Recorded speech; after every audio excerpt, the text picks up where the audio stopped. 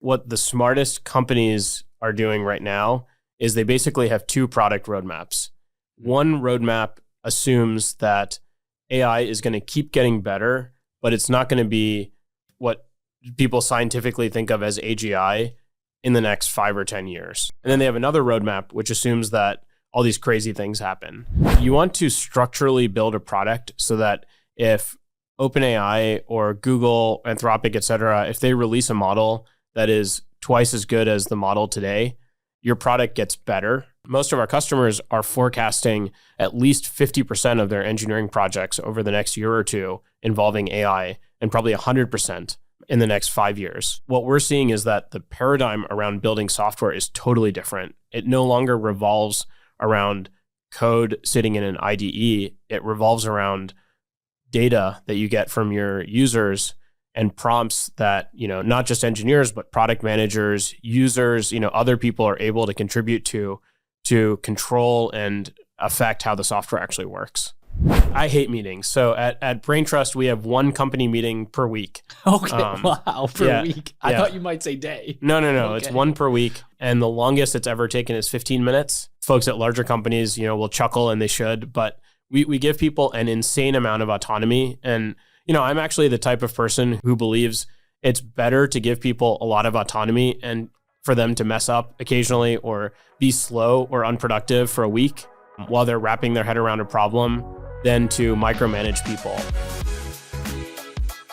Welcome to The Peel, where we explore the world's greatest startup stories. I'm your host, Turner Novak, founder of Nana Capital, a venture capital firm that also hates meetings. Today, I talked to Ankur Goyal, founder and CEO of Braintrust, the end-to-end developer platform to build the best AI products. Ankur sits at a very interesting spot in AI, as Braintrust customers include a who's who of companies that were the fastest to launch and continue to develop AI products, like Zapier, Notion, Replit, Instacart, Airtable, Retool, and more. We hit on the importance of LLM evals, how the best companies are building AI products, why predicting AGI is impossible, how AI is changing software, advice for selling AI products to large enterprise customers, and why the best companies have 2 AI product roadmaps. Ankur also shares learnings from his first failed startups, when and why he doesn't follow best practices, why you should be very careful listening to VC's advice, how Braintrust hires new candidates, and finally, why he hates meetings. This conversation is very unique in the sense that Braintrust is used by all the companies at the forefront of launching AI products, and he shares a lot of unique perspectives that you probably haven't heard before. Thank you to Elad Gil for introducing me to Ankur, and to David Song on Elad's team, Albert Zhang at Braintrust, and Song at Greylock, who led Braintrust seed round, for all suggesting great topics for this episode. Without further ado, let's jump in after a quick word from Attio. There's a world where your CRM is powerful, easily configured, and deeply intuitive. Attio makes it a reality. Attio is a CRM built specifically for today's modern company. It's flexible, easily configures to your unique data structures, and works for any go-to-market motion, from self-serve to sales-led. It automatically enriches your contacts, syncs your email and calendar, lets you create powerful reports, and quickly build Zapier-style automations. The next era of companies deserves more than a one-size-fits-all CRM with outdated UX. Someone recently described Attio to me as the linear of CRMs, which if you're in the know, that is high praise. Join 11 Labs, Replicate, Modal, and more.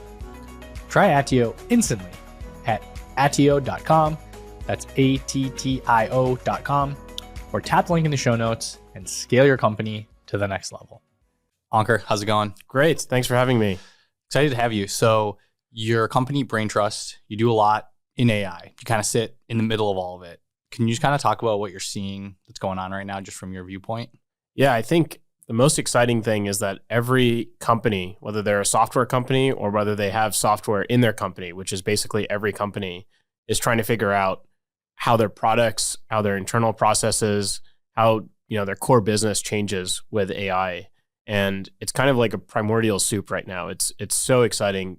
At pretty much every company, there's a group of product managers, engineers, designers getting together, prototyping things, shipping things into production. And the way that people build software is like changing right in front of our eyes. So I'm super excited about it. Are there any examples that you can think of or you're allowed to talk about just of how customers are kind of using Braintrust and what kind of things they're doing with AI? For sure. I think some of the companies that I think are really exciting are companies like Zapier and Notion, both really heavy Braintrust users. And in the timeline of things, they actually shipped their products really, really early into the sort of AI explosion. So ChatGPT came out towards the end of 2022. Both companies had products in market, I think, by January of 2023. And so they're, really ahead. And what we see is, the stuff that they were doing 6 months ago, other companies are starting to do now. I think really what it comes down to is using evals as kind of this core primitive around which to build AI software. And basically, if you engineer a really, really good system for evals that allows you to change your software, try out new ideas, incorporate user feedback, you see something go wrong with an AI in production, you can immediately take action on that and make sure it doesn't happen again. And so their velocity, just keeps growing and growing and growing. And the speed at which they're able to do stuff is pretty mind-blowing. Can you explain what an eval is? Because I'm not 100% sure, and I just want to make sure everyone's on the same page. Yeah, absolutely. So, the problem that evals solve is, I won't call out any large corporations, but you've probably heard of some large corporations having massive fiascos with their chatbots and, other AI services. So it would be like answering the question in a way that is probably not correct or polite or something like that? Exactly. Or if you're, in the context of an agent, maybe using the wrong tool or expecting a tool like a weather tool to do something like check a stock price. Or if you're working in the space of data analysis, generating the wrong SQL query. So there's a variety of different things that can go wrong with AI. And that's because AI is inherently non-deterministic. When we were working on AI stuff at Impura, my first startup, we learned about this problem because we started using language models and we would increase the aggregate performance of the model by like 3 or 4%. But then we had some really big banks as customers and we'd ship them the new version of the model and say, hey, this is 4% better. They're like, great, but it's, 3% worse on my use case. And maybe it's 7% better on other people's use cases. And that's really what evals allow you to solve. It's kind of a workflow and methodology around gathering test data that represents what you expect to happen with an AI system and then testing your AI system against the test data. And there's in some ways similar to unit testing or continuous integration with traditional software. The difference is that evals are never perfect. And so you can't just have like 100% green or 100% red result with an eval. You need to do more detailed analysis every time you run an eval to really understand, did I break stuff? If I broke stuff, what did I break? And why did I break it? So that you can go and, try another idea. So, and that's basically what Braintrust kind of core initial product is. Yeah, exactly. So to kind of put this in perspective, evals it's not a new idea. People that have been working on AI and ML, including myself for a long time, have been doing evals. What's challenging and interesting now is that the core persona who's really driving a lot of the AI innovation is not an ML scientist or a data scientist anymore, or it's not just those people. Now we see a lot of product engineers actually building really exciting stuff with AI. One interesting data point is that most of our users, a vast majority of our users, actually use our TypeScript SDKs, not our Python SDKs. And so Python is the language of ML. It actually seems like TypeScript is the language of AI. And so, with that in mind, evals are a very new idea for product engineers. And what Braintrust does is make it super, super easy for any software engineer, regardless of, how much data science or, you don't need an ML PhD or a statistics PhD to do stuff. You can get started with evals in Braintrust and immediately set up this very nice developer loop so that you can, build good software. So what would you do pre-Braintrust? Like, could you even use this? Like, could you even do it as a developer or? Yeah, I mean, what most people do without Braintrust is what's called a vibe check. And this is this is when you come up with an idea and you hand code it into your AI tool and then you play with it on your computer and you're like, okay, this seems better. The vibes are good. And then you gather a group of friends to get in front of your computer. Everyone's sort of hunched over and you try out a few different ideas and you sort of come to a group consensus about whether it's better or not. Okay. And honestly, if you're just starting and prototyping something, that's the only thing you can do. So that actually should be the step 0. It just shouldn't be step 1, 2, 3, 4, ... n. So that's like the first step or step 0 in the sense of like, there might be something here. Now we go a little bit deeper with it. Yeah, exactly. I think as soon as you pass the vibe check, you should immediately get your idea or app or feature out in front of some users. And if you've instrumented it with Braintrust, then as people are playing around with it, they actually generate data and you log the data into the perfect format to be able to use and test with later. Okay. And do you use a different format than kind of the industry standard? Am I right? No, what we do is we actually fully embrace the OpenAI protocol. Many of our users use OpenAI and many of our users don't. But what we've seen is that alternative models actually generally speak the same network protocol as the OpenAI models. And so what we do is, and we've actually contributed a lot of open source work towards this as well, but we make it really easy for you to basically treat any model as if it were an OpenAI model and then fully embrace that standard. So if you're using something from, insert whatever non-OpenAI Google, Anthropic, Llama, Mistral, anything, you can sort of speak to it as if it's an OpenAI model. Interesting. Okay. Did not realize that. That's pretty cool. So then what do you think about then just like the future of AI and AI infrastructure? Just where are we going over the next 5 years, 10 years? If you can even predict that far out, but like, how are you kind of seeing all this evolve over time? Yeah, for sure. I think what the smartest companies are doing right now is they basically have 2 product roadmaps. One roadmap assumes that AI is going to keep getting better, but it's not going to be, sort of what people scientifically think of as AGI in the next 5 or 10 years. So, imagine LLMs are faster, cheaper, the difference between GPT-4 and GPT-3, maybe that happens 2 or 3 times, and they just get really good at a number of things. But they're sort of, the way that you work with them, it's kind of the same as it is right now. Okay. And then they have another roadmap, which assumes that all these crazy things happen. And most companies, so most of the good companies we talk to they sort of have these 2 roadmaps and they think about how to balance the bet between the roadmap. And I've actually seen some companies shift their own personal bets about what's going to happen. I've been working in AI long enough to know that if you really intuitively think something is right or something is going to happen, you're probably wrong, or the probability that your intuition is probably not that good unless you're someone who works at OpenAI or, Google, et cetera. And so I don't have a strong intuitive grounding on which of these 2 roadmaps is going to play out. But, we certainly have 2 such roadmaps. I think I would encourage every startup, every large company to have 2 as well. Okay, so then how would you recommend then you're building an AI app, or you're trying to build a product for a large enterprise customer, like as an AI startup? How would you approach that then? Like having 2 different roadmaps and actually building the product? Yeah, I think the super generic thing I'd say, and I've actually heard some interviews with like Sam from OpenAI where I think he's given kind of similar feedback, is you want to structurally build a product so that if OpenAI or Google, Anthropic, et cetera, if they release a model that is twice as good as the model today, your product gets better.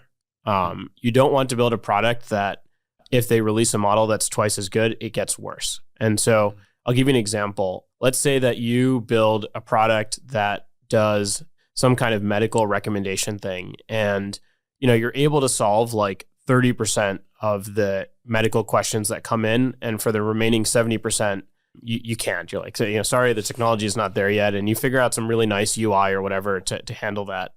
If the model suddenly gets better, then that 30% number, it goes up. Maybe it goes to 40, 50%, and then your product gets better as well.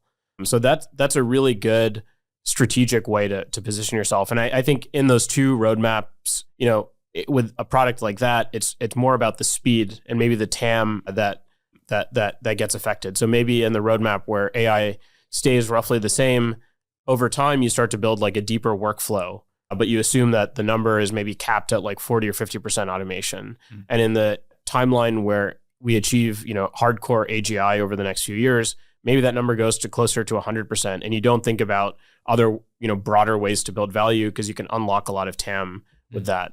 What's your opinion on AGI, like timeline? Do you have any views at all? I think probably my North Star perspective is that I have absolutely no idea. And it's foolish to make strong assumptions about Braintrust or strong assumptions about my personal life that assume something is going to happen or is not going to happen. And that's just, when I was building Impera, for example, I literally saw AI accelerate at an exponential rate, in front of my eyes. And we would assume something that was really, really, really difficult was going to be really difficult for the next year. And 2 months later, it wasn't really difficult. And we had to backtrack and, deal with that. So I think I've learned the hard way.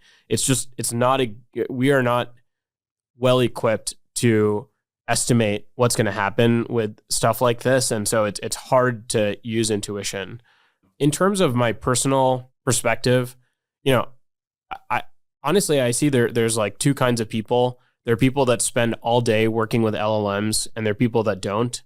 The people that spend all day working with LLMs are significantly less concerned with safety issues or this thing, going rogue or whatever. They sort of, you build an intuition and in some ways a friendship or something with AI, and you start to get a sense of what it's like. And it really, to me, it feels, I don't want to reduce it to, better Google or whatever, but the way that I remember when Google came out, the way that it unlocked me personally to find information that was challenging before, I feel like that's, it's the next step function or maybe two step functions from that. So I'm really happy with what we have. I think it'll take us 10 years to really make use of it. And I'm excited for what's to come, but, very, very happy and excited even with what we have. Yeah. Well, the Google analogy reminds me of back when, it came out for a while. If you knew how to use Google, you had an insane competitive advantage as a person, just, in the workplace, personal life, whatever. Kind of the same thing with AI. It's like, if you just understand how to leverage it, you have this insane advantage against people who don't or aren't. Yeah, I think I see this happening very, very significantly with developers. The very best developers I know are all in on Copilot, Cursor, etc. And some of the least technically strong but smart product-minded developers I know are all in as well. And then there's a bunch of kind of middle of the pack developers who have resisted and, I'm better, blah, blah, blah. Those people are getting left in the dust because the super elite people are 5 times more elite or 10 times more elite than they were before. And you can hire a bunch of people who have insane product empathy, and maybe they're not the best, computer scientists or whatever, but they're able to be very, very productive now. And so, yeah, it's happening. It's especially with developers.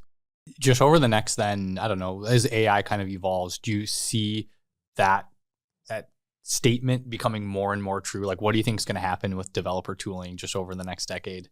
Yeah, I think, I'm a little bit biased here, but I think there are basically two kinds of developer workflows that will matter. And they're both giant areas of opportunity and innovation. One is if I'm building, software as we know it today, like let's say, ordering coffee from a coffee shop type of software, the workflow around creating that kind of software is going to change dramatically. It's already changing. It's like significantly easier to create that software for a variety of reasons.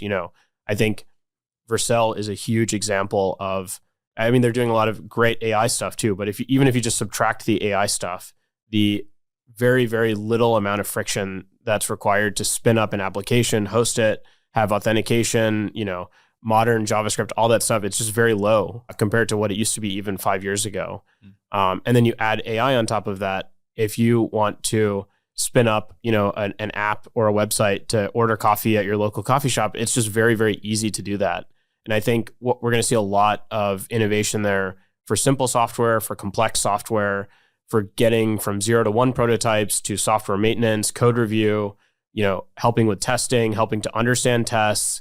There's just a ton of opportunity for innovation there. And again, I think there's, if you use the sort of 2 roadmap framework, I think there's a variety of companies and products that are sort of making different flavors of bets along the spectrum of those 2 roadmaps. And it'll be interesting to see what plays out.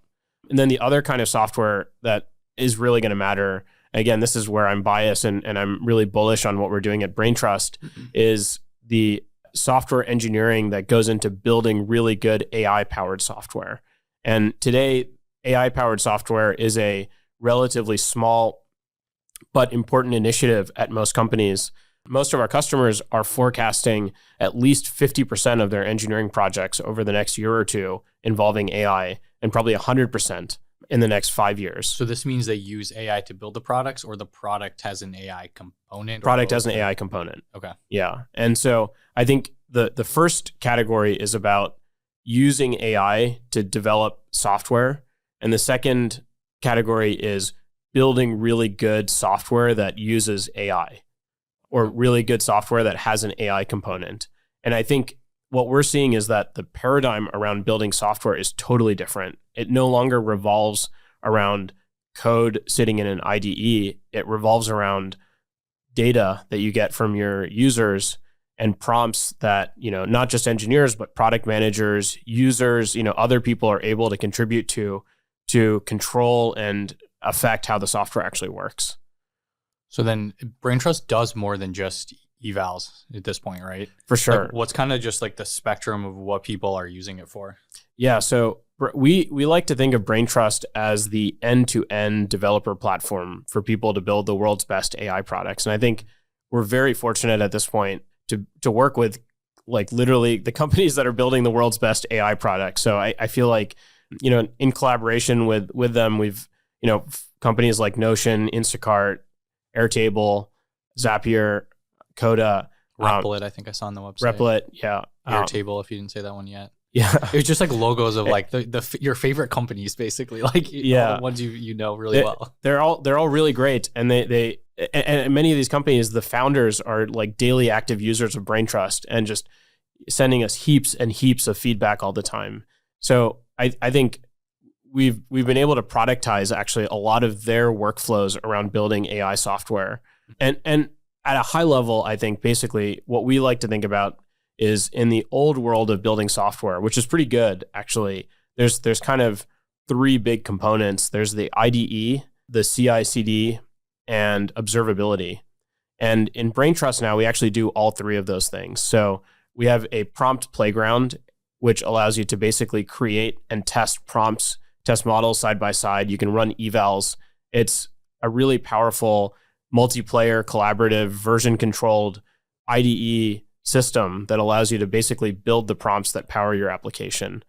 We see product managers sometimes spend more than 6 hours a day in the prompt playground working on stuff. And what do you do in there? Yeah, so I mean, for 6 hours, I mean that's a lot of time. Prompt playground is essentially the place where you're writing the core logic of an application.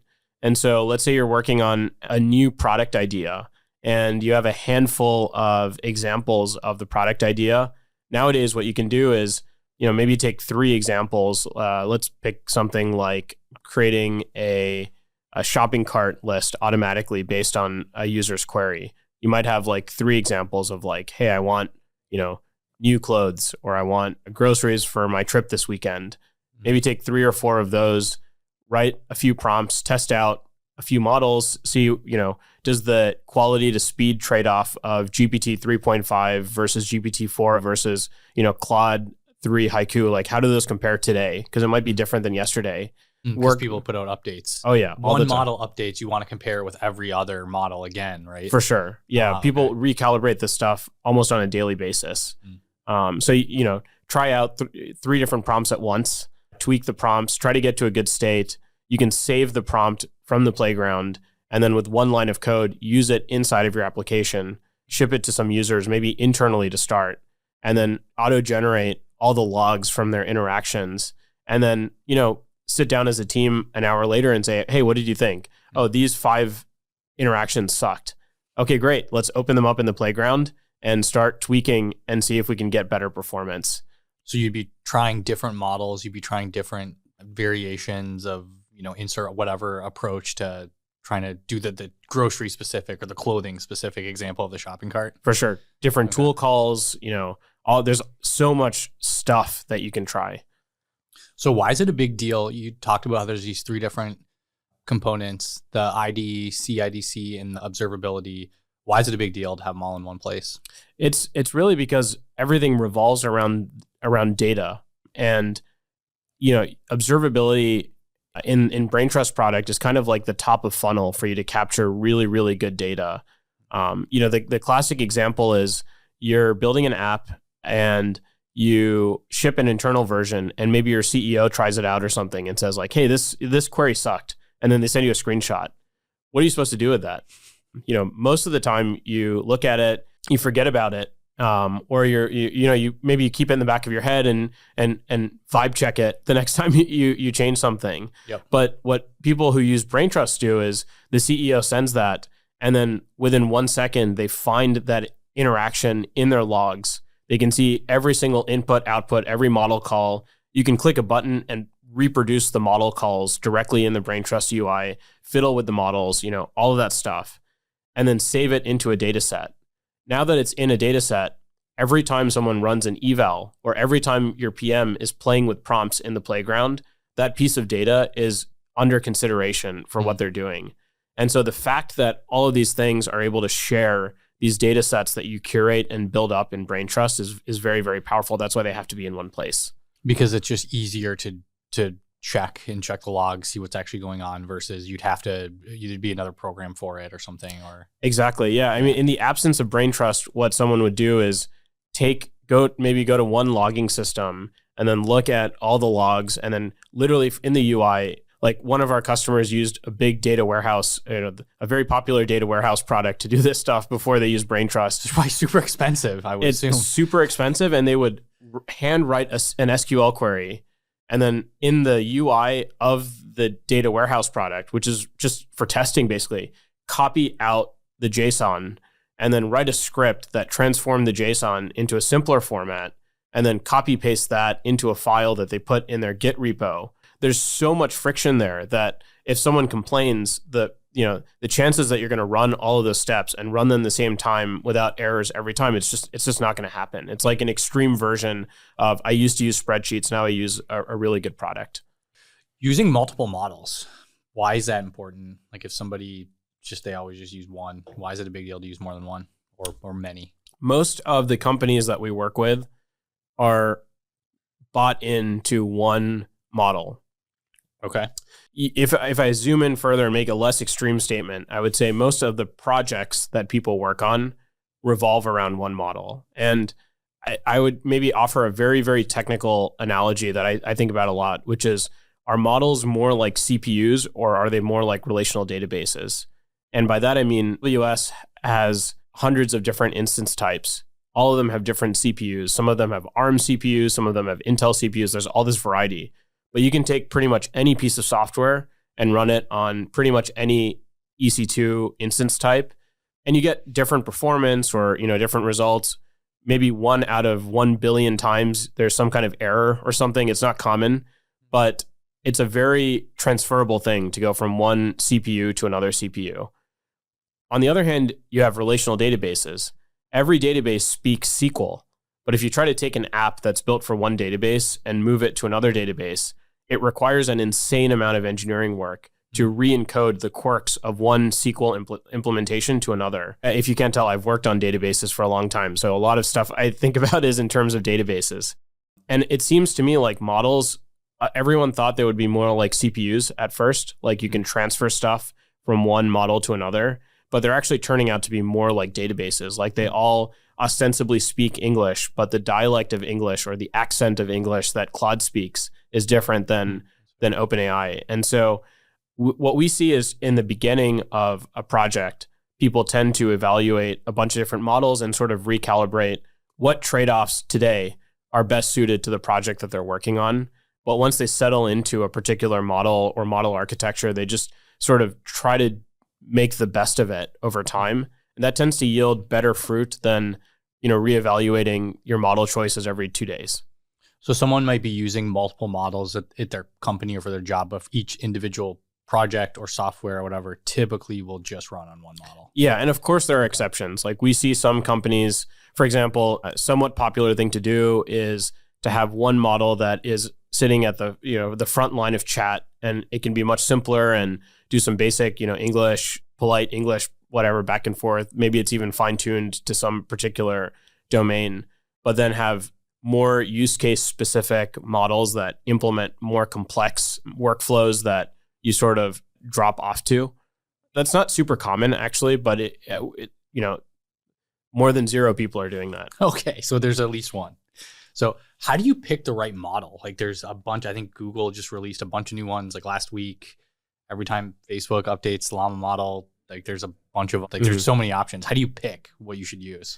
A few things that I would think may contribute to this, because there's a lot online about, blah, blah, blah, long context, whatever. So a few things. One, I think open source is very accessible in certain ways, but it's actually very, very hard to use in other ways. One of them is actually inference capacity. So people tend to really applaud OpenAI for the quality of their models, and they tend to forget that OpenAI actually also, and Azure, have by far the best inference service. Like they have the highest rate limits. So if you're starting a new app, you're unlikely to get blocked as you scale. They have really good availability, a very easy to use API. And so one thing I would think a lot about actually is inference capacity and ease of use and ease to deploy. And there's a number of companies that actually are aiming to make that easier for open source models and so on. But I wouldn't assume that with an open source model, you actually have the inference capacity that you need to be able to build a good application. Another thing that's really important, which probably not the most fun thing to hear, is that there are commercial and structural reasons that you might choose one vendor over another. So common version of this is I trust Microsoft, so let me use Azure. Another example of this is I have an enormous enterprise deal with AWS. I might even have a most favored nation clause, which says if AWS offers something, I have to use it.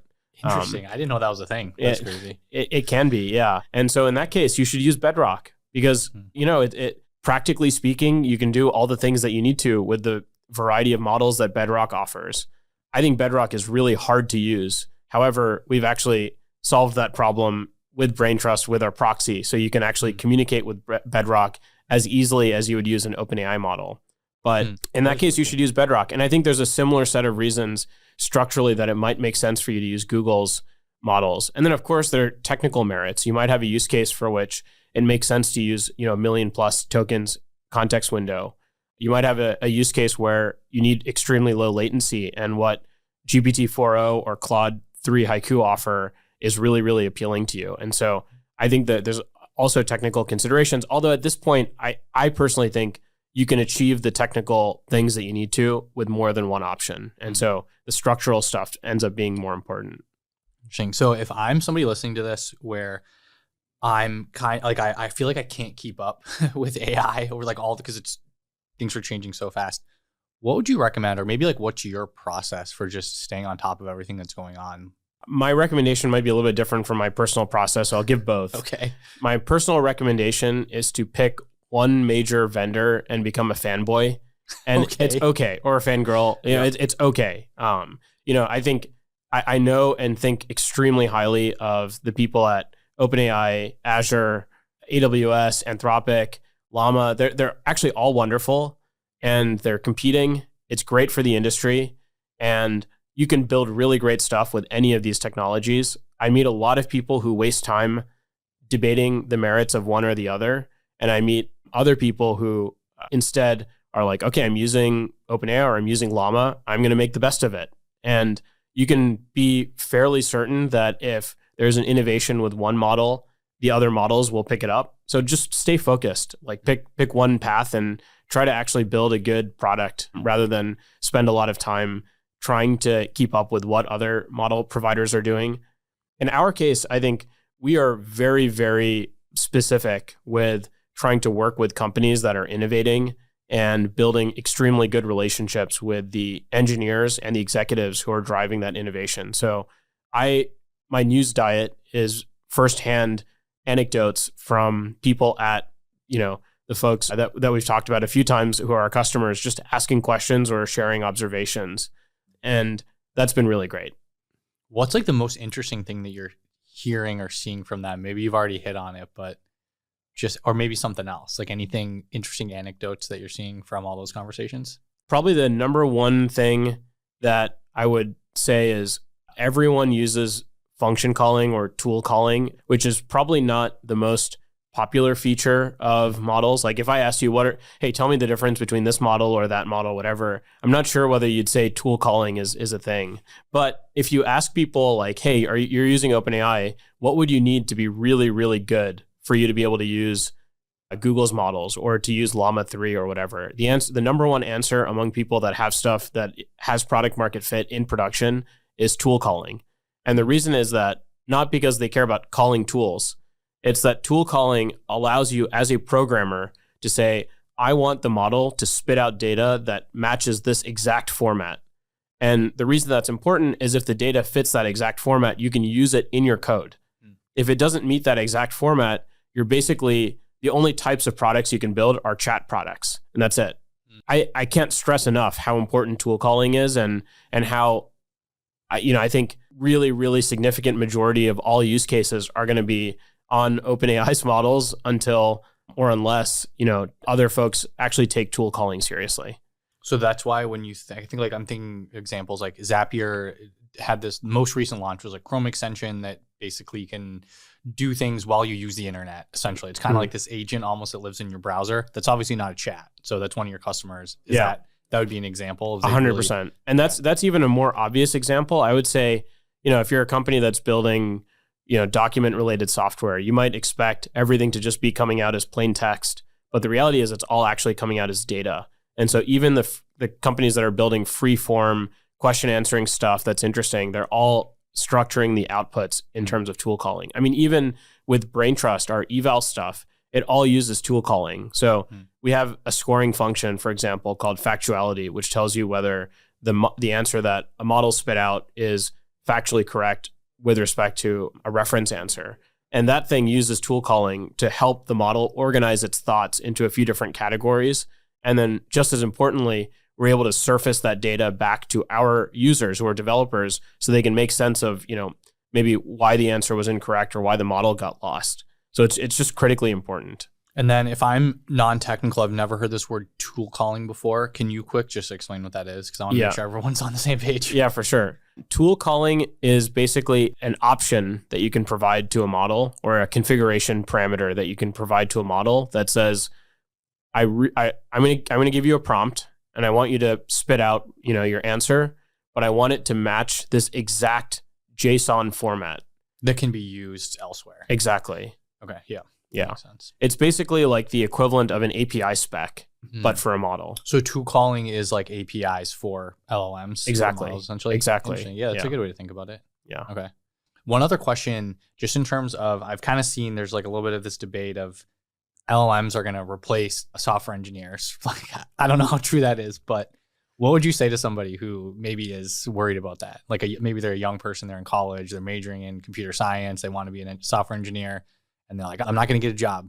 How should I think about that? Yeah, I think the near-term advice I would give someone is times may be more difficult than they were before. Like you can't be a shitty software engineer and get a job as easily as you could in 2021. So if you want to be a software engineer, take it seriously. Like actually study computer science, learn computer science, take the compilers class that everyone fails, take the operating systems class, but like push yourself because it's not going to be, you can't do the things that LLMs can do now and expect to just ride the wave. I think the very best software engineers are insanely more capable than the mediocre software engineers. And currently the mediocre software engineers are very much more capable than the sort of pure AI engineers. But I'm not so sure that that's going to be the case for too long. So that's the near-term advice. I think for the long-term advice, I think about this every day because I love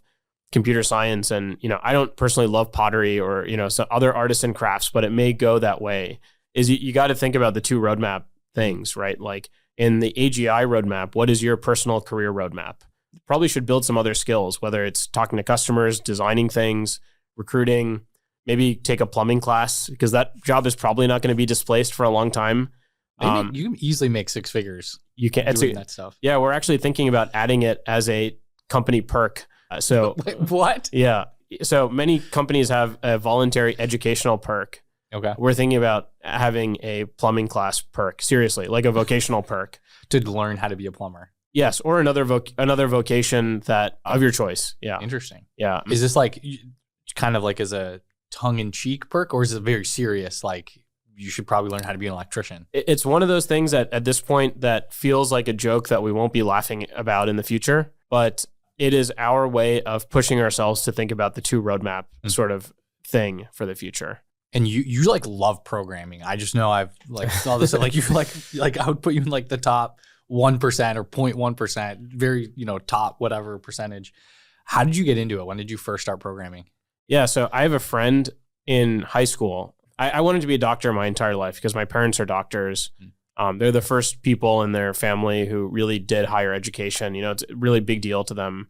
So I, was influenced by that. Did you grow up in the U.S.? I did, yeah, Okay. yeah. Did they move from somewhere, or did they also grow up here? My parents grew up in India and like around New Delhi, and then they moved to Scotland. I was actually born in Scotland, and then we moved to the U.S. when I was really young. 2 things happened my senior year. One, I took biology, and I like really did not get along with my AP bio teacher.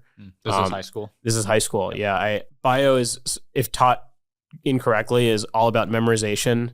I'm not a memorization person. And so, I mentioned that because I think one teacher can have a huge impact on someone's life in either direction. On the flip side, I took linear algebra classes. I grew up in Pittsburgh at the University of Pittsburgh because I ran out of math classes, and I learned how to program to help, with the linear algebra assignments. And then I had a friend who told me he read a book which taught him how to do symbolic derivatives in chapter 3.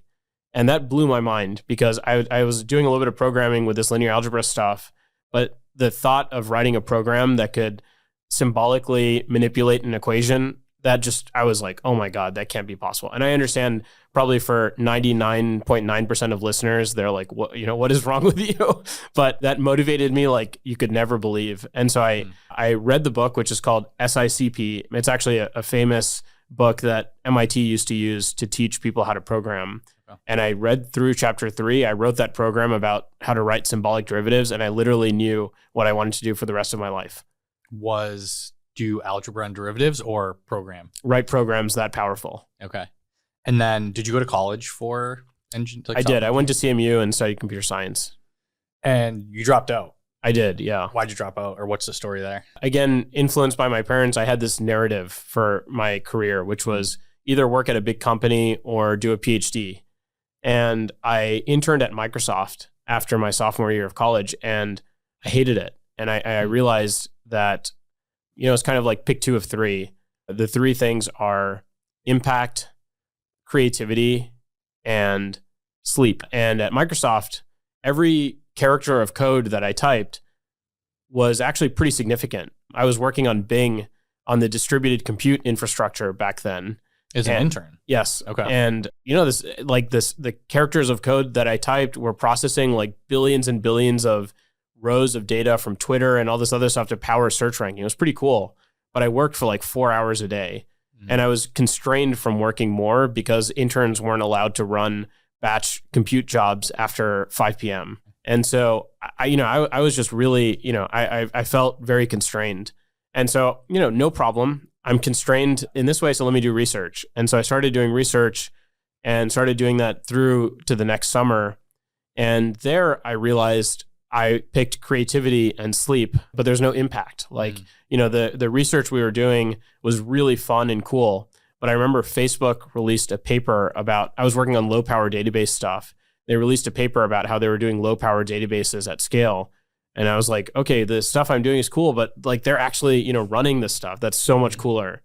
And so I had this kind of existential crisis that summer, and I moved out to San Francisco and interned at a startup, which didn't end up working out. And I sort of found my way to the MemSQL founders from there. But there I realized like, wow, okay, the startup thing is cool. I can choose not to sleep and have a lot of impact and creativity. So the 3 elements of your life, that's the one where you kind of, You kind of cut it out a Yeah. little bit. Yeah. How much sleep would you say you get a night? Are you comfortable sharing? Sure. Yeah. I think my target is 6 hours and 20 minutes. What's so important about the 20 minutes? I've just measured it over time. And if I sleep for exactly 6 hours and 20 minutes, the next day is optimal in terms of my awakeness. If I sleep more than 7 hours, I get groggy. And if I sleep fewer than 6 hours for 2 to 3 days in a row, I get fatigued. Yeah, that makes sense. I'm the same way. If I get less than 6 for 2 days in a row, and then generally I feel like it's either 7 or 8:30. You know how we sleep in like 90-minute REM cycles? If I wake up mid REM cycle, I'm screwed for the rest of the day. Yeah. I'll drink 3 cups of coffee and still it'll be like 5 o'clock at night. I'm like, I just feel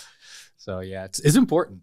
So you've chosen like the optimal 6 hours, 20 minutes of sleep. Yeah. That's actually still a decent amount. I It feel is, like you got like 2.5 of the 3, I feel like. Yeah. Some people Maybe. Yeah.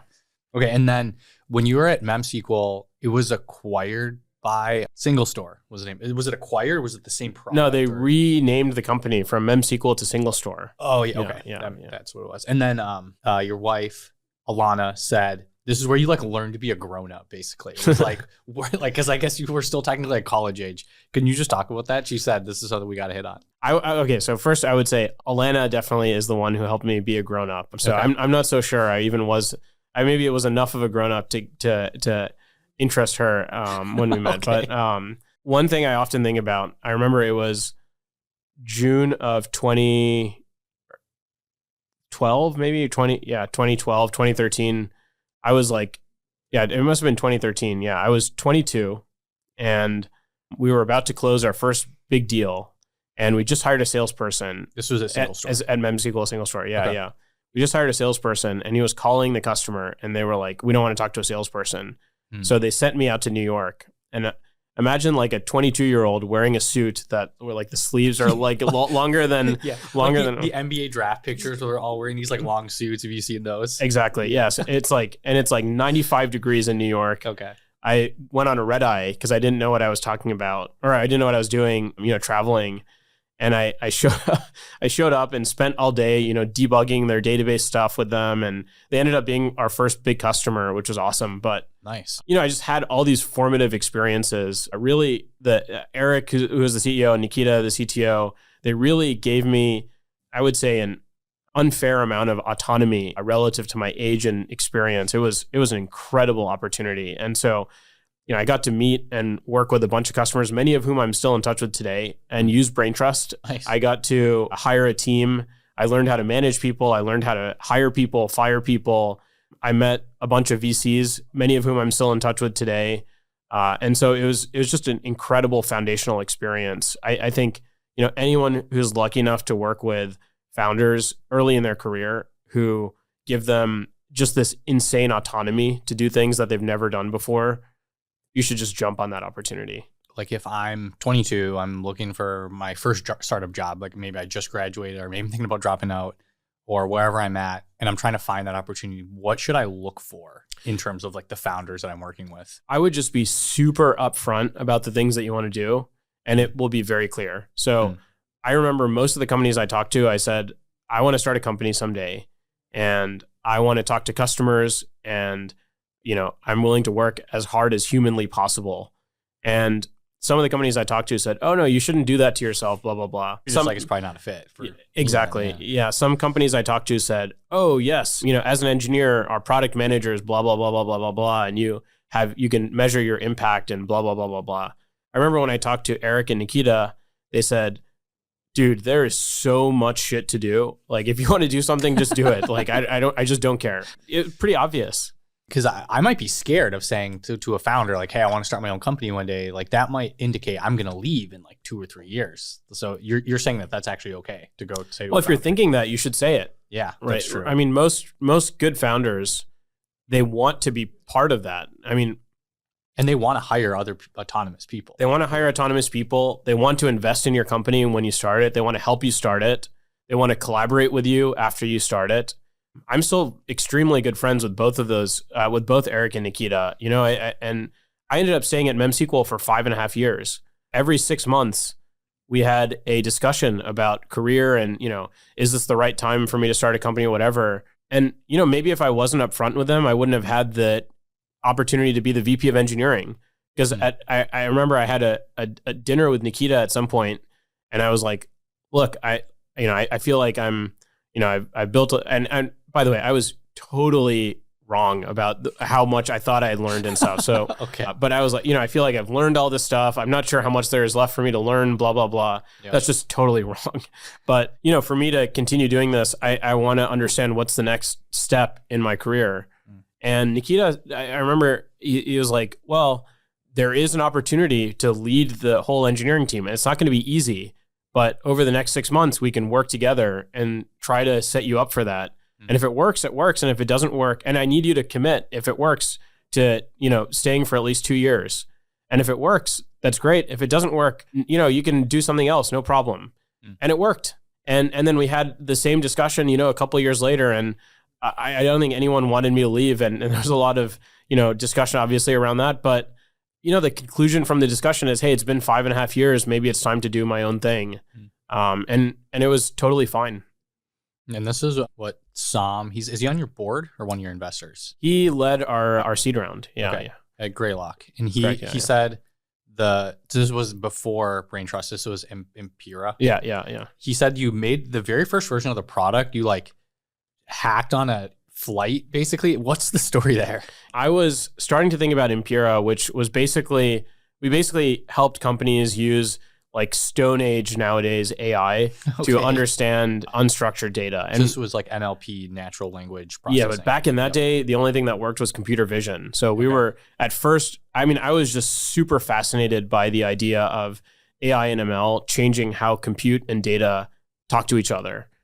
Because I'd been working on that with SQL for a long time, at MemSQL. And I very, very prematurely saw that AI was going to change all of this. And so at that, I was like, how do I just get into AI given the skills and, whatever I have? So I thought, okay, let's try to help people understand photos. And then eventually Impera started helping people understand documents. And that's where we started to get commercial traction. But yeah, this flight basically, I'm the kind of person who I see a moment of inspiration and then it catalyzes me and I go. Yep. So I was on a trip with a really good friend of mine to Nairobi. And we spent a few days helping a kind of the Amazon of Kenya there with doing some SQL stuff to analyze their supply chain and so on. And then we spent a few days on safari. And I just started getting into photography then too. So I took a bunch of pictures and we were flying back and it was like, okay, how do I find all the pictures of lions? Or those are the coolest pictures, or the pictures of elephants. Yep. It was really hard. And so on the flight from Nairobi to Munich, I built the first version of Impera that basically solved that problem. Nice. And then what'd you learn? I think this is a question from Alana. It's what'd you learn from Impera? So there's an infinite number of things that you just sort of learn with life. And maybe the best reflection of that is gray hair. But, I think some of the key things that I learned, one of them is to sort of embrace who you are and not try to change who you are to match a company. I think especially when you work in another company for a while and you have some success doing that, you really learn how to adapt who you are and how you function to the sort of vibe and nature that the company operates with. But when you're starting a company, you actually need to do the opposite. And it's really, really, really hard to do that. You can't always meet people where they are, which is what most early founders attempt to do. So you're saying you stick to, if you have a certain way of working, you don't bend to mold into maybe what the blog posts tell you should do? Yes. So I did that at Impera. Okay. We're not doing that at Braintrust. Okay. But, that sort of leads me to my second point, which is I had this really interesting career arc where very early on, I became a VP of engineering and then a CEO. And if you just kind of Google those titles and read blog posts from the best who've ever done it, blah, blah, blah, those people shouldn't be coding. They should be delegating, hiring, solving escalations, whatever, not in the weeds of a product. And I made the mistake early on at Impera of sort of continuing on that journey. And it was actually the wrong thing to do for a couple different reasons. The first is that the only reason I had the opportunity or deserved the right or whatever, however you want to frame it, to work on Impera is that I'm a pretty good programmer. And then the blog post would have said, stop programming. Yes. Yeah. You're a CEO now. many people, our VCs, et cetera, were telling me like, hey, you're an engineering guy and, blah, blah, blah, but you shouldn't be writing code. You should be doing other stuff. Yeah. So I listened, and this will be the third piece of advice. But and so I over-delegated a number of things around the product and engineering stuff. And I think that was the wrong thing to do. It sort of, we didn't end up building a product at first that was really true to me and how I wanted to create a product. And that just made things really difficult. Then the second part of that is the stage of Impera was very different than the stage I was operating at MemSQL by the time that I left. And I think you have to adjust your leadership style to be stage appropriate. And, at time t equals 0, when you're starting a company, you don't need to be delegating anything. You should be actually doing everything so that you understand intuitively and, deeply what the product is, what the challenges in the software are, whatever, if you have the skill set. And then as the company scales, of course, you change what you're doing. So, yeah, I think that was probably my biggest learning. I couldn't be more in the weeds at Braintrust than, especially compared to that. And then I think the third thing is I really enjoy and feel positively about all the VC working relationships that I've had. They've, been super supportive through a number of things. So I don't mean to undermine that by any means, but I think listening to VC's advice is actually something that you should be very careful about doing. And honestly, most VCs, when they're giving advice, especially the good ones, they try to caveat that you should be careful not to necessarily listen to their advice. However, as a first-time founder, you don't have a boss for the first time, and it's very disorienting. You can almost think the VCs are your boss. Exactly. Almost, yeah. So until you have a discussion with yourself or your therapist or whoever, and you really unwind this and sort of deeply come to terms with the fact that the VC is not your boss, you tend to have that perspective, and they're not. And so you have to learn not to listen to what VCs are telling you to do. VCs, when we started Impera, they said, you are an engineering person, you're not a product person. So we need to find a really good product person. We ended up hiring someone really great, but it took a year and a half, and we ran like retained searches and all this stuff that occupied a ton of time searching for this person who was going to find us product market fit instead of just working on the freaking product and doing it. And so, yeah, I think you have to really understand innately what kind of company, product, et cetera, you want to build, and accept VC advice almost like customer feedback, and prioritize it, triage it, politely reply, but not always listen to it, et cetera, or maybe not, whatever your style is. Yeah. So it's almost like when you're thinking about delegation, you delegate the things that you're specifically not good at, not necessarily the things that everyone else delegates. Is that a good way to think about it? Well, yeah, I think there's phases. So at Braintrust, we have this amazing person who joined, I think he was employee number 4, including me, named Albert. Albert previously worked in venture, and then before that worked in investment banking. And I think, compared to other people in his generation, probably because of his upbringing, investment banking and so on, this guy grinds like crazy, right? Like he works super hard, and he works super hard without strings attached. He's very, very philosophically aligned with me on that respect. And Albert does pretty much everything that I'm really bad at and don't find the energy to do. And that's one form of delegation. Actually, Elad really helped me think about that early on and why it was important to find someone who I could partner effectively with, who would do a number of the things that are really, really important for a company, like make sure that we publish a blog post every week. But if left to my own devices, I'm just not going to find the energy to do that. Yeah. And so that's one form of delegation that I think is really powerful. The other form is the more nuanced type, like in engineering, for example. I think trying to find engineers, designers, product managers, et cetera, who have really specific skill sets and are exceptionally good at things that, maybe they're as good as you are, maybe they're a little bit worse. In most cases, they're actually much better than you are at any individual thing.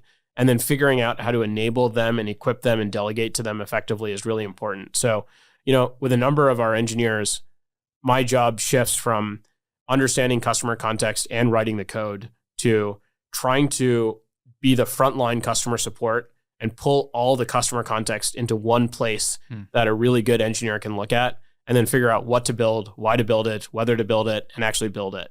Yeah, you were telling me also you don't really do a lot of meetings. Can you kind of talk about how you structure your day that's maybe counterintuitive from the blog posts? I hate meetings. So at Braintrust, we have one company meeting per week. Okay, wow, per week. I yeah. thought you might say day. No. Okay. It's one per week. It's scheduled for 30 minutes, and the longest it's ever taken is 15 minutes.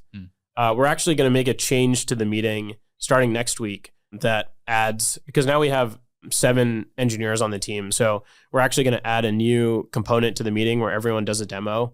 So I think it'll actually take the full 30 minutes. We've timed the demo slot so that it will. I'll report back next week, but yeah, it's only taken 15 minutes. And I think, we give everyone on the team, and we're very small, so I can say this, and folks at larger companies, will chuckle, and they should, but we give people an insane amount of autonomy. And, I'm actually the type of person who believes it's better to give people a lot of autonomy and for them to mess up occasionally or be slow or unproductive for a week while they're wrapping their head around a problem than to micromanage people. And there's this huge temptation to see someone take longer than they should be taking to work on something and start to add process to solve that.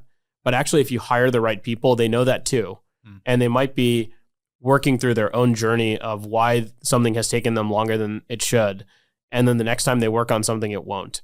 And I think when you give people that trust and space, they're just way more effective. So that's one part of it. The other thing is that we're just able to do a lot more per IC at Braintrust than we would be if we had a lot of meetings. So I think every IC, including myself, is probably 2 or 3 times more productive without the interruptions of meetings all the time. And so that's, another big part of it as well. On the personal side, I don't like meetings. Yeah, that's totally fair. I definitely tilt more towards that direction. I guess I have to take them because I am a VC, but I know it's kind of like controversial. I'll talk to people and I'll be like, I really only meet like one new founder a day. And some people are like, I'm meeting 5, 6, 7, 8. And I'm just like, that sounds crazy. Like that's almost overkill. I don't know. I can relate to that. Like early on at Impura, I thought that was my job. I need to fill out my day with meetings with customers and candidates. So I would literally reach out to people that were not great customers and meet with them because I thought I needed to meet a certain number of people per day. Yeah, that seems like on paper. And then great. And then guess what? You do this, you practice a few times and you realize how to be persuasive to these people. And then you sign them up as customers, and then they're the wrong customers for your product.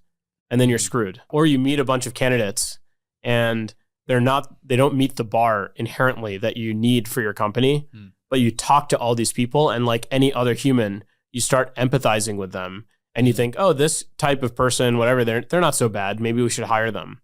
So I think it's actually very, very dangerous to do that. So with customer stuff, how do you determine someone is the right or wrong customer? Are there things to look for, or specifically maybe Braintrust, if that's easiest to give examples? When we started thinking about Braintrust, Elad and I wrote down a list of 50 companies that we wanted to talk to initially get feedback. And then if the feedback was good, get them to either use the product or invest in the company. I think another area that we've been really successful is actually building a coalition of really good investors. Everyone from, Greg from OpenAI, Olivier from Datadog, folks that are really in observability, AI, et cetera, and really know what they're talking about. Many of our customers, the Zapier founders, Howie from Airtable, et cetera, Simon from Notion, they're all founders or they're all investors in Braintrust as well. And so we were just very deliberate about the companies that were ahead in AI, in technology, and we wanted to work with them. And then the other thing that we do that sort of naturally helps select the right people into the product, and you have to be careful about this, is have a very self-service product. So this kind of happened by accident. If people from Zapier hear this, I'm sure they'll chuckle, but Zapier actually also has very few meetings. And so they were our first user. And when we started working with them, I tried to get a bunch of them to talk to me, to give me feedback about the product. And Brian, who's the CTO, was like, this is just not going to work. Like I was like, hey, can you please convince some of the engineers to talk to me? And he said no. And said like, you need to make a video that sort of pitches the dev workflow that they can have with Braintrust, and then maybe they'll give you some feedback. And I made like 30 versions of that video. And then Brian kept giving me feedback, and finally it was good enough. So I sent it to the team. And then, a few days later, they started using the product. And by the way, creating the video actually helped create the product. So that was a pretty useful exercise. But, we basically had to be self-service from the beginning because of who we were working with. And now that helps, some people get our product. And for some people, it's still really difficult or challenging to wrap their head around, or, they need more tutorial content, whatever. And we're always adding more content. We're always making the product easier to use. But in some ways, the people that use the product today have self-selected because they sort of get what we're all about. So you said something really interesting earlier. You said you and Elad sat down. What customers do you want? How did Braintrust start? Like first day? Like, what's the story there? Elad and I have been pretty close for a while. He was one of the first investors in Impera. And then when Alana started her fund, he was the first investor in her fund and anchored her first fund.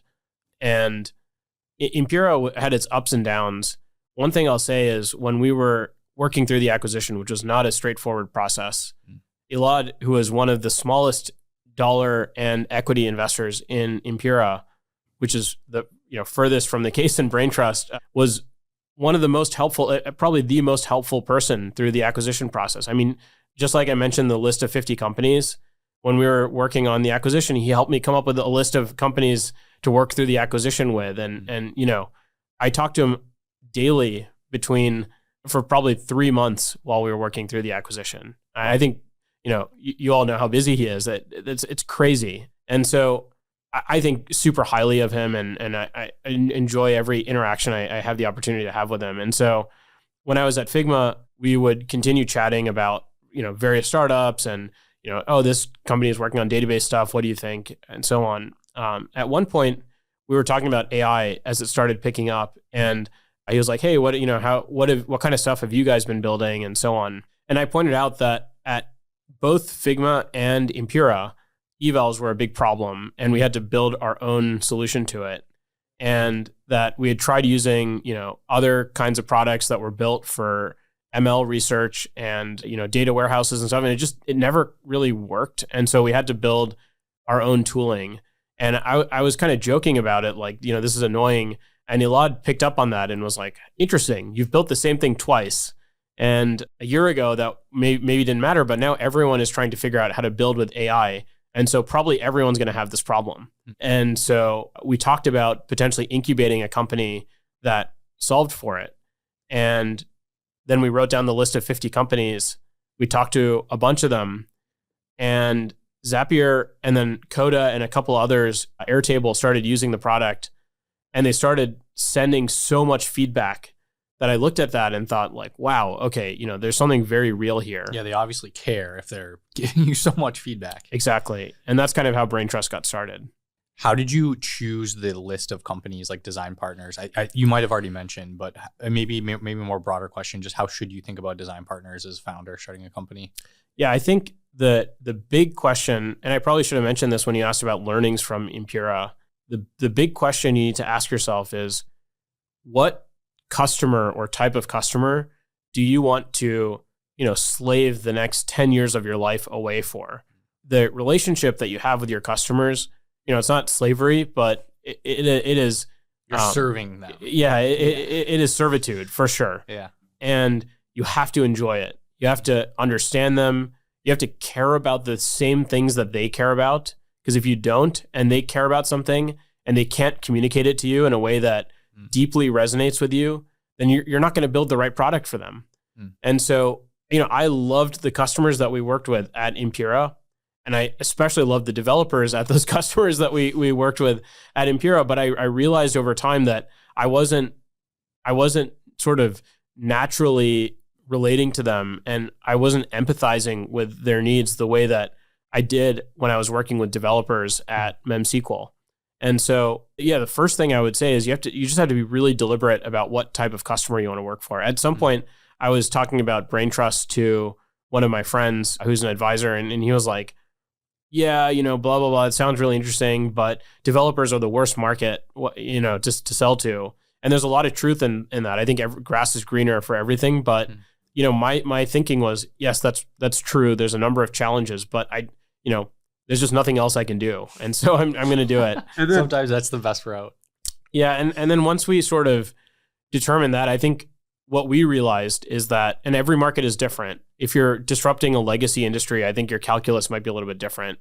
But what we realized is that what the Zapiers and Airtables and Notions of the world are doing today, other companies are going to be doing in 6 months.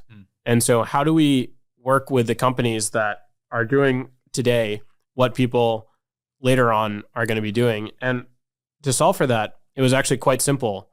We looked at all the companies in the tech ecosystem that had already shipped AI products, and there were very few of them at that point. And so we added them to the list. And then we added people that, we just kind of knew them. So we knew that they were cooking up some interesting stuff. We added them to the list, and there you go. Straightforward, but also a lot of thought that went into it. Yeah, I think that this is the kind of thing that sounds very straightforward and obvious, but very few people do. Yeah. So then in terms of like, you talk a little bit about just like intentionality of hiring, like what kind of hiring are you doing right now, and who do you want to bring on board? Yeah. So our primary focus is hiring engineers at the moment. We're also actually starting to build out the go-to-market team. So we're looking for a DevRel, our first DevRel. And we are also starting to look for more folks on the sales side. So those are the primary areas that we're hiring.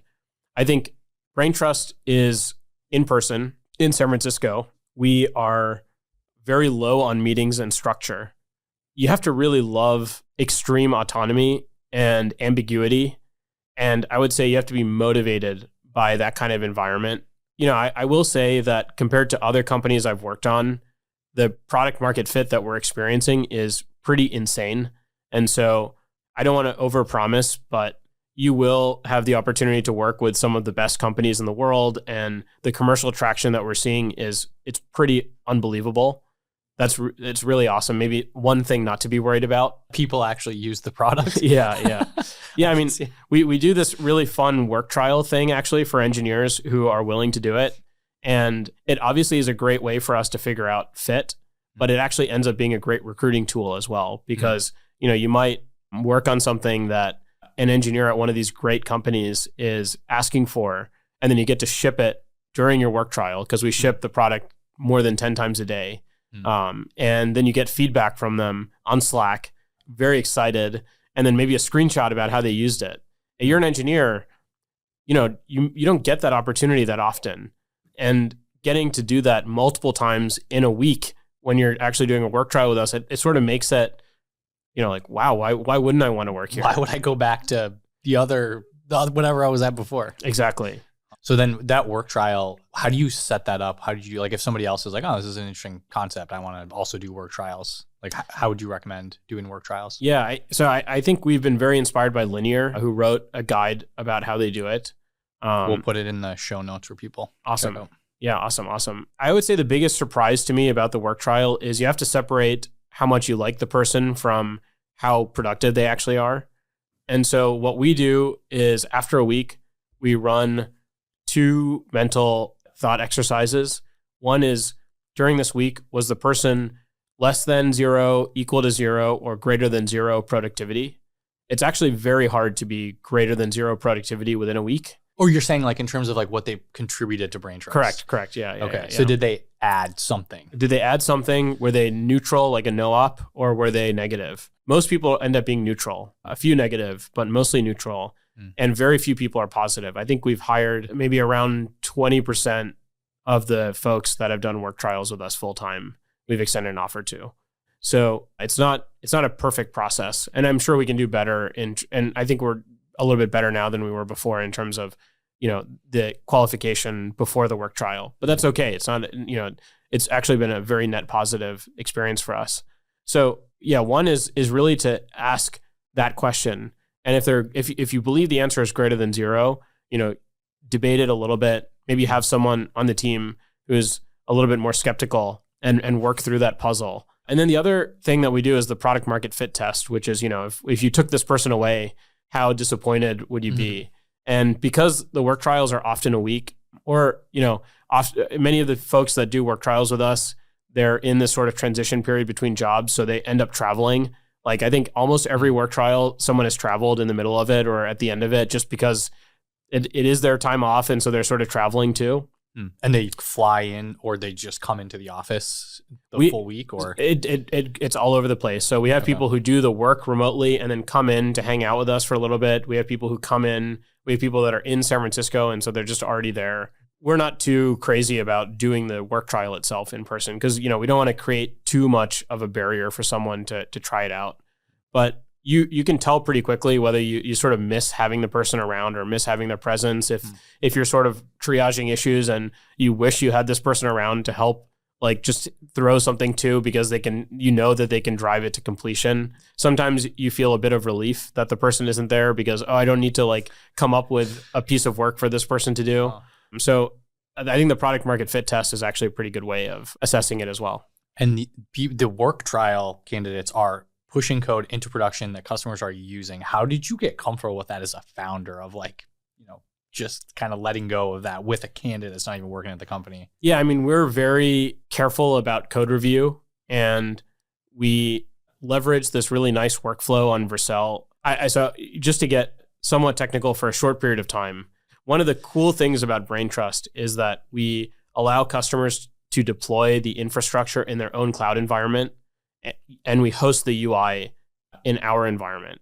And so what that means is if you're a customer, like the Notions of the world who care a lot about data security, you don't want to send all of your AI data and whatever to a random startup who's helping you.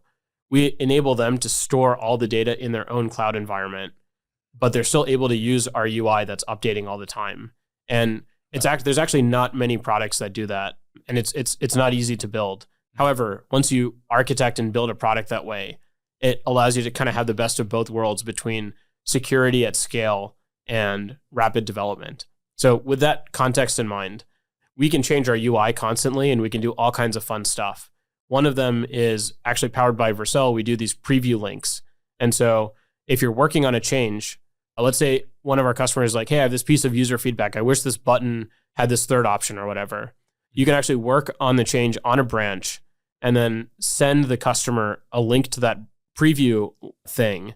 And it is accessing in a very secure way the data in their cloud environment, but they get to use software that's unreleased.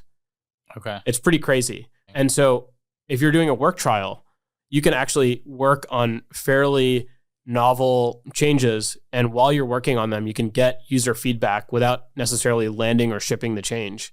And then once the feedback is vetted and the code is vetted via code review, then we can land it much more safely. So you're basically, people push things into production that's used by the customers, but it's not actually the final product. So it's like kind of this in-between state. Yeah, I think we've been very deliberate about engineering the engineering so that we can have a lot of velocity with the UI and the product, but do it in a way that works at enterprise scale. And so this is just an example of how we kind of take advantage of that.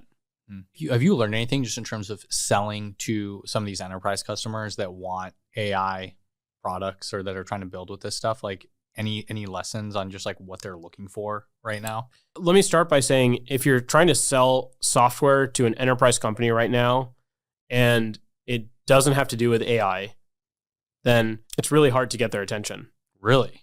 Okay. Everyone from the board to the CEO to the CIO to the software engineering teams, the software engineers who themselves care about their individual resumes and want to make sure that they're working on things that protect their jobs over a long period of time. Yep.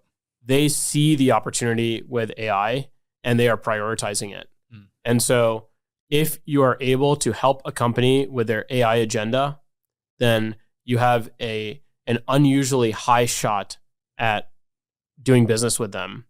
If you are working on something unrelated to AI, then you have an unusually low shot on doing business with them, because it's going to be very hard to galvanize the amount of attention that's required for an enterprise company to actually sign a deal with you. It's a non-trivial process to do business with any company. And so I would just be mindful of that. And I every founder I talk to, I basically say, like, I understand you're passionate about whatever, but rewire yourself to be passionate about AI, because unless you are, you're going to have a really hard time selling to the enterprise for the next 10 years. Would an analogy be like cloud versus on-prem, or like For sure. like internet versus no internet? Just like it's kind of one of those paradigms where it's going to change. And Cloud versus on-prem is an awesome example that I have thousands of scars and wounds dealing with via MemSQL.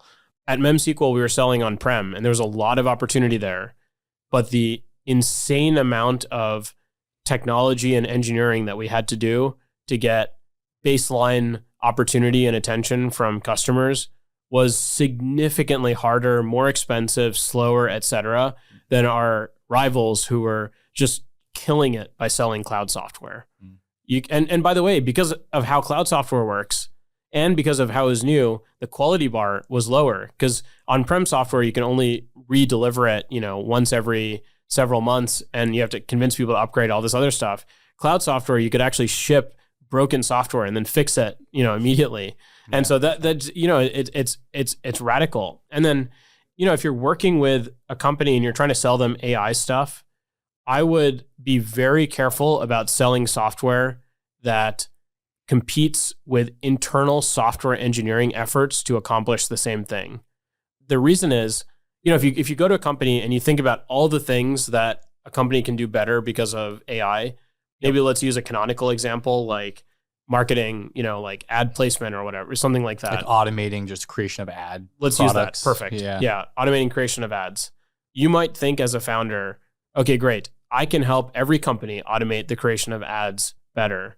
But guess what? Every software engineer at that company is thinking too. I need to figure out how to use AI to help my company do better. What are the opportunities in my company to do that? And so there are a lot of companies that are trying to sell to line of business AI powered software right now, or AI innovation. And there's nothing else to it other than the AI innovation stuff.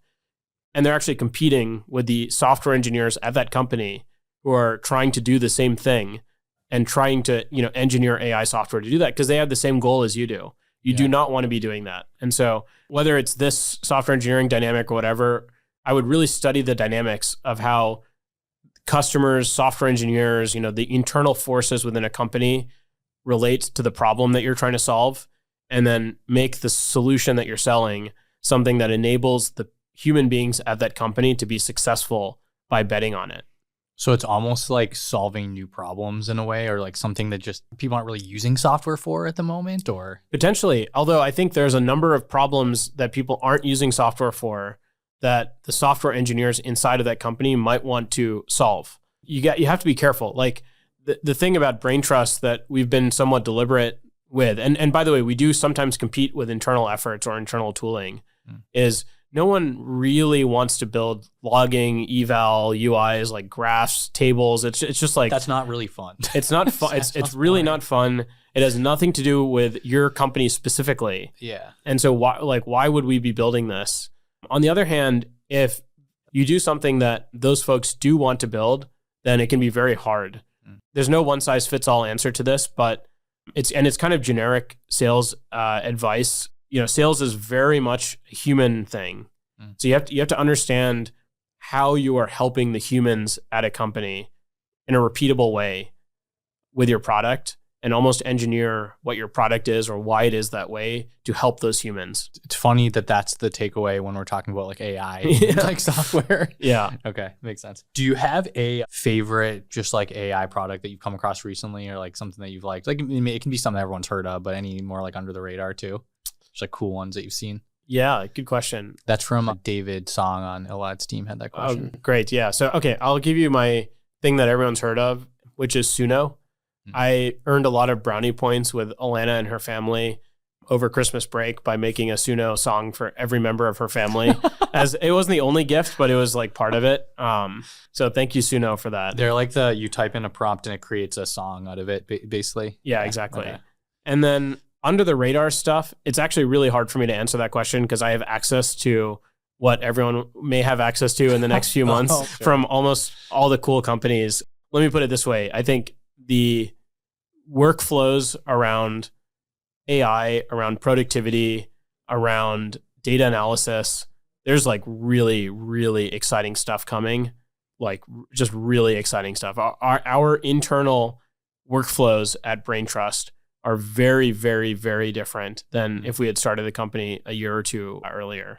the way that we, for example, do project management, the way that we collect customer feedback, the things that we choose to spend our time organizing, it's all very different. And yeah, I would say in general, I'm probably most excited about the productivity space as a whole, partly because I hate meetings. And I think the AI innovation that's coming with productivity will actually enable most companies to have far fewer meetings. That's great. I love that.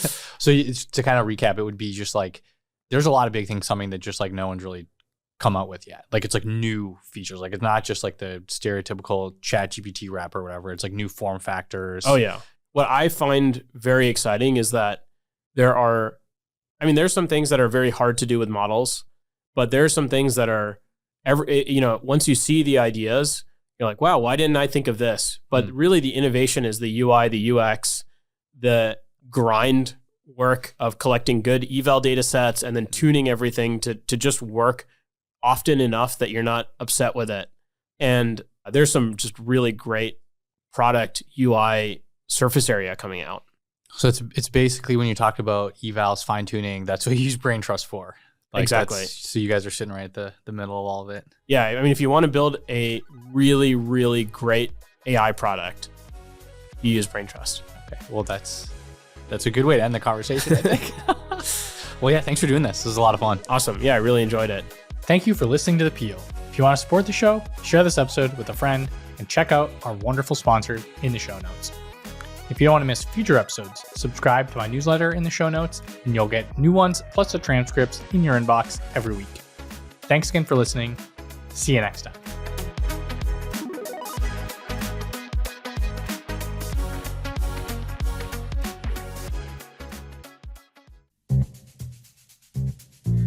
Hey everyone, Eric here. At Turpentine, we're building the first media outlet for tech people by tech people. We're the network behind the show you're listening to right now. We have a slate of hit shows across a range of topics and industries, from our AI and investing cluster of podcasts to shows that drive the conversation in tech with the most interesting thinkers, founders, investors, and influencers, like Econ 102 with Noah Smith. We're launching new shows every week, and we're looking for industry-leading sponsors. If you think that might be you and your company, email me at ericaturpentine.co. That's ERIK at turpentine.co, and let's partner together.